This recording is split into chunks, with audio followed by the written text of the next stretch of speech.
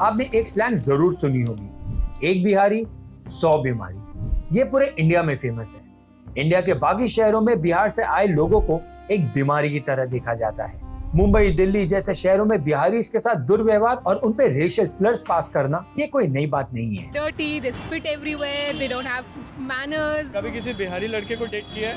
नहीं, no, option मिलता है, करोगे? no. Tobacco would not work for me. आए दिन न्यूज आती रहती है कि बिहारी माइग्रेंट्स पर लोगों ने अटैक कर दिया। दिल्ली जैसे शहरों में तो बिहारी वर्ड एक गाली की तरह यूज होती है। आखिर बिहार इस सिचुएशन में पहुंचा कैसे?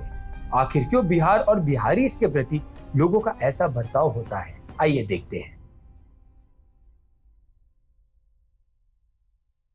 22 मार्च 1912 ये वो दिन था जब ब्रिटिशर्स ने बंगाल प्रेसिडेंसी से एक हिंदी भाषित प्रदेश को अलग किया। इसका नाम था बिहार। फिर सन 2000 में बिहार रीऑर्गेनाइजेशन एक्ट के तहत बिहार से टूटकर झारखंड बना और उस बंटवारे के मलबे से उभरकर हमारे मॉडर्न डे बिहार की शुरुआत हुई। बिहार ये शब्द सुन के आपके दिमाग में क्या आता है?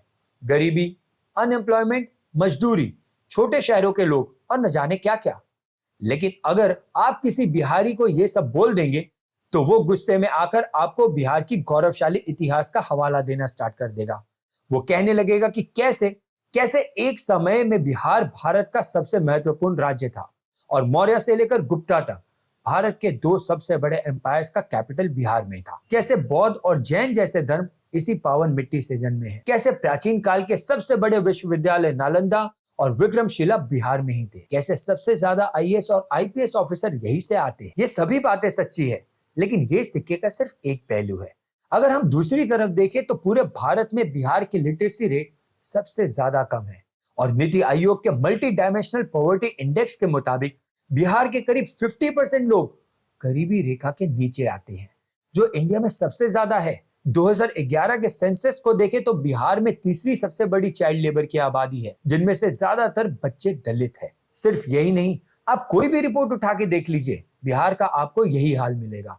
और जहां बात आती है सबसे ज्यादा आईएएस और आईपीएस ऑफिसर की, तो अब अगर आपके स्टेट में स्टूडेंट्स ग्रेजुएट हो रहे हैं लेकिन उन्हें आगे एम्प्लॉयमेंट देने के लिए कोई ना तो जॉब मार्केट है और ना ही कोई जॉब एक्सपोजर का साधन, फिर ऐसे में तो उनके पास एक ही ऑप्शन बचता है ना कि वो यूपीएससी, एसएससी, बैंक पीओ जैसे गवर्नमेंट एग्जाम्स की प्रिपरेशन में लग जाए और अपने जिंदगी के 4 से 5 साल इस एग्जाम को दे दे। इन लाखों स्टूडेंट्स में से कुछ लोगों के आईएएस आईपीएस बन जाने के बाद पूरे देश के पेपर में न्यूज छप जाती है कि बिहार के एक फलाने डिस्ट्रिक्ट के फलाने स्टूडेंट ने यूपीएससी क्रैक कर लिया। एक रिपोर्ट के मुताबिक इंडिया में लगभग 2500 आईएएस ऑफिसर में से 420 बिहार से ही आते हैं, यानी करीब 17%। ये आंकड़ा काफी ज्यादा है।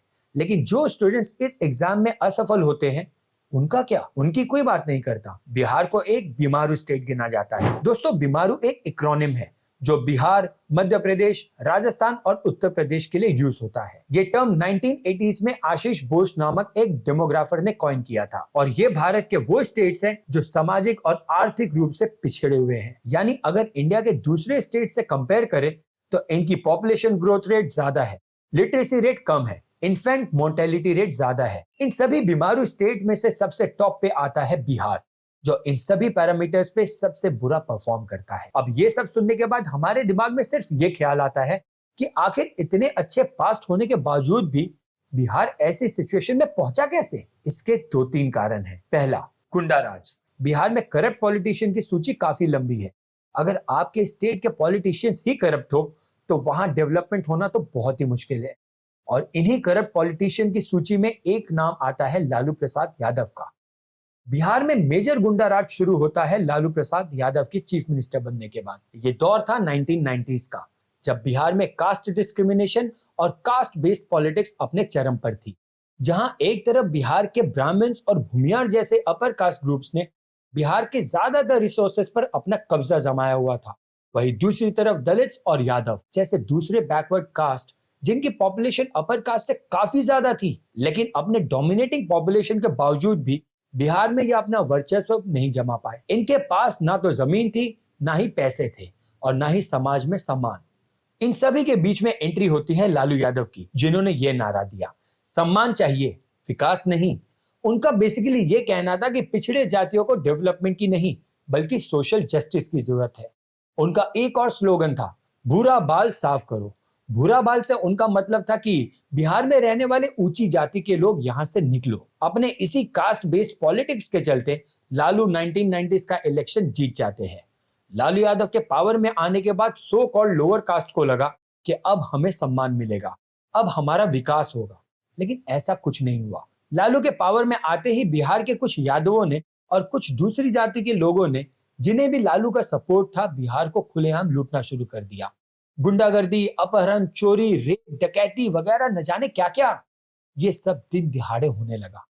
खुद लालू के brother in law Subhash Yadav और साधु यादव ये क्राइम के प्रमुख प्रतीक बने थे। जब लालू की बेटी की शादी हो रही थी तो साधु यादव ने पटना के कार शोरूम से 100 से ज्यादा गाड़ियां उठाकर ले गए, और अगर शोरूम वालों ने कार नहीं दिया तो उनसे जबरदस्ती छीन लिया गया था। बिजनेस ओनर्स को रंगदारी टैक्स देना पड़ता था।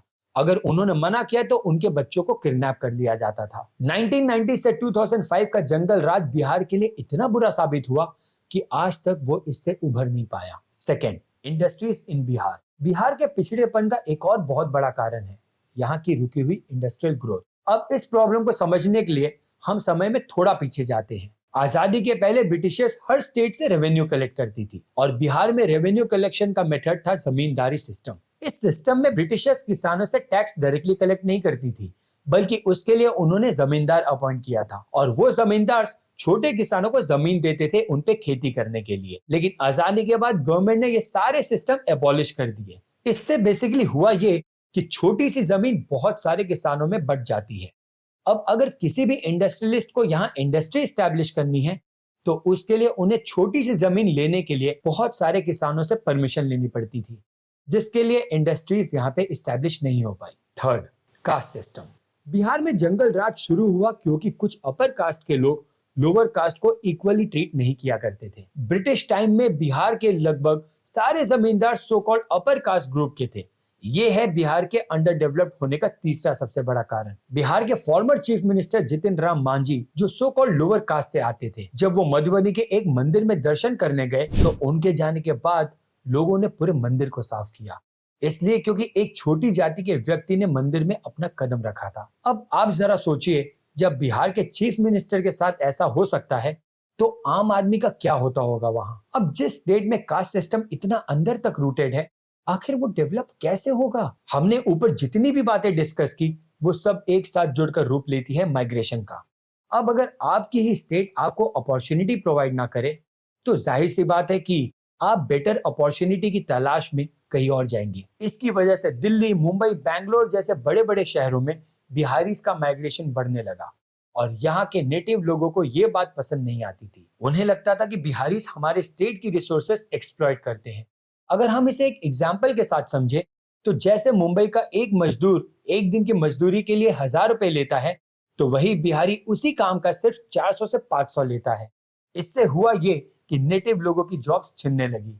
सन 2000 में महाराष्ट्र में एक नारा काफी फेमस हुआ, एक बिहारी 100 बीमारी, और धीरे धीरे ये नारा देश के बाकी कोनों में भी फैल गया। बिहारीज का माइग्रेशन लोगों के बीच बिहारी हेट का सबसे बड़ा कारण बना। इस बिहार हेट ने हम लोगों को इस कदर अंधा कर दिया कि हम बिहारीज को मजदूर और गरीब के अलावा और किसी नजर से देख ही नहीं सकते। इसलिए जब भी लोगों को कोई अच्छा बिहारी या पढ़ा लिखा बिहारी दिख जाता है तो उससे लोग ये तक कह देते हैं कि आप बिहार से तो नहीं लगते हो, you don't look like Bihari. शहर में रहने वाले लोगों के लिए बिहार का मतलब होता है गरीब और अनपढ़।